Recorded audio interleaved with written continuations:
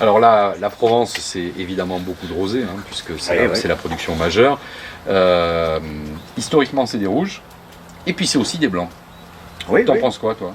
Ah ben, moi j'adhère complètement. Le vignoble était connu sous mes grands-parents pour le blanc. Donc ils servaient déjà les grandes tables de poissons du secteur, certaines existent, pour lesquelles certaines existent encore. Et puis nous avons encore notre clientèle dessus.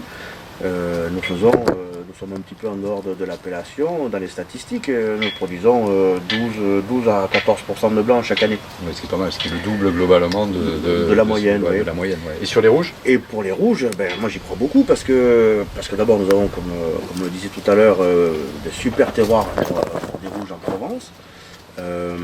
Personnellement, mon opinion, c'est qu'ils sont suffisamment bons et pleins de matière, de concentration, qu'il n'y a pas besoin de les barriquer.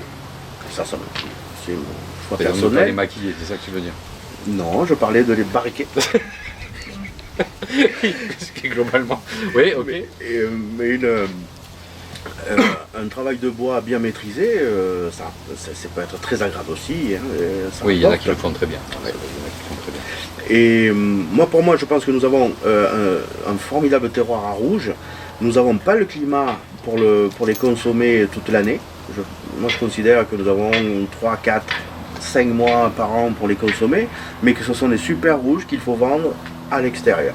Il faut les faire voyager. Tu veux dire que c'est des vins qu'on consomme plutôt à partir de l'automne et de l'hiver? Oui, ce sont des vins puissants, ce sont des vins qui possèdent de la matière et qui vont s'accompagner avec des nourritures que l'on va avoir dans le secteur Provence plutôt au moment froid. Et qui ont une bonne capacité de garde aussi, globalement. Qui peuvent avoir de très très bonnes capacités de garde, tout à fait. Il n'est pas rare d'avoir des vins qui puissent se garder 4, 5, voire 8 ou 10 ans. Oui. Voilà. Moi j'ai pas mal de Provence qui au bout d'une vingtaine d'années sont encore là, sont encore très bien. Personnellement je les vinifie pour être consommés entre 2 et 8 ans. Voilà.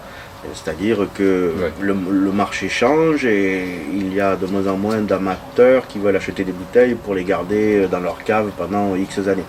Ils préfèrent que ce soit le vigneron qui le fasse un petit peu de son côté et qui les mette en marché au bon moment et pour être consommé assez rapidement.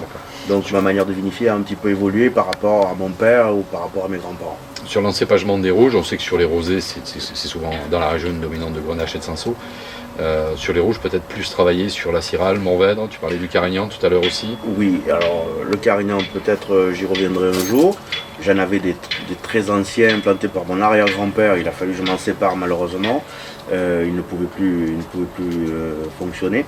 Mais je suis très fan de Syrah, donc la base de mes rouges c'est la Syrah et les années favorables à la maturation, le Mourvèdre vient accompagner sur certaines cuvées dans les assemblages pour les rouges de garde aussi. Donc à découvrir.